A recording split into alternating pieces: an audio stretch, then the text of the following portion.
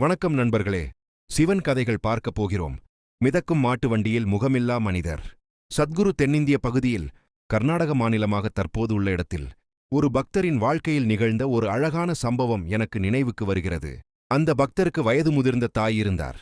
அவரது தாய் தன் குழந்தைகளை வளர்த்து அவர்களை உயர்வடையச் செய்வதிலேயே தன் வாழ்நாள் முழுவதையும் அர்ப்பணித்திருந்தார். அவர் தனக்கென்று எதையும் கேட்டதில்லை. முதல் முறையாக தன் ஒரே மகனிடம் காசிக்குச் சென்று தன் உடலை விடும் ஆசையை தெரிவித்தார். இந்த ஒரு விஷயத்தை எனக்கு தயவு செய்து நிறைவேற்றிக் கொடு என்று அவர் வேண்டினார். தனது தாய் மீது அளவில்லா அன்பு கொண்ட அம்மகன் உடனடியாக பயணத்திற்கான ஏற்பாடுகளைச் செய்வதாகச் சொன்னார். தனது பொருள் வாழ்க்கை சார்ந்த செயல்பாடுகள் அனைத்தையும் கைவிட்டுவிட்ட அவர், மனைவி மற்றும் குழந்தைகளையும் விட்டுவிட்டு அவர்களிடம் பிரியாவிடை பெற்று தனது தாயை கூட்டிக் கொண்டு பயணத்தை துவக்கினார். இந்தியாவின் தென் பகுதியிலிருந்து காசிக்கு நடந்தே செல்ல இருவரும் முற்பட்டார்கள். அது ஒரு நீண்ட பயணம். பல வாரங்கள் கடந்த நிலையில் பயணக்களைப்பில் வயது முதிர்ந்த தாய் பலகீனமடைந்தார். அவரால் தொடர்ந்து நடக்க முடியவில்லை. ஆகவே அந்த பக்தர் தனது தாயை தோளில் தூக்கிக் கொண்டு நடக்கத் துவங்கினார்.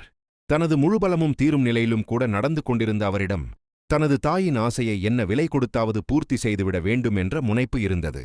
அந்த நீண்ட பயணத்தில் ஒரு காட்டு வழியில் பயணிக்க நேர்கையில் அங்கே ஒரு மணியோசையை கேட்டார். அந்த அத்துவான காட்டிற்குள் அப்படியொரு மணியோசை கேட்பது ஒரு இசைவான விஷயம்தானே.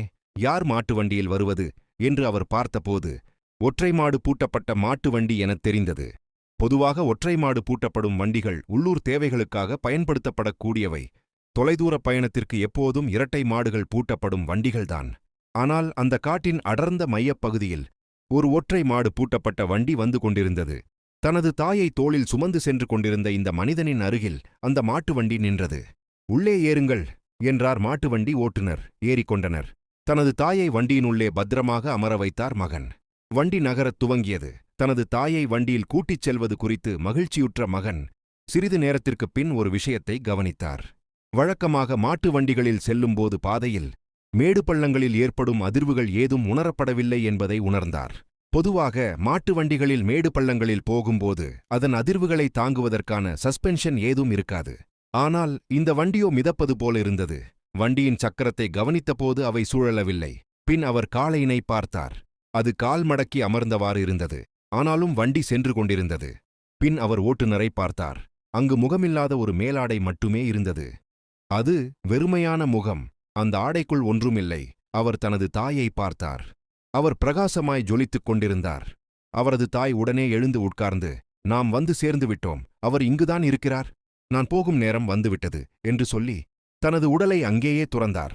பொருள் நிலையுடன் யாரெல்லாம் ஆழமான அடையாளம் கொண்டு அதன் கட்டுப்பாட்டிற்குள் சிக்கியுள்ளார்களோ அவர்கள்தான் காலம், இடம் என்ற தன்மைகளில் சிக்கிக் கொள்கிறார்கள்.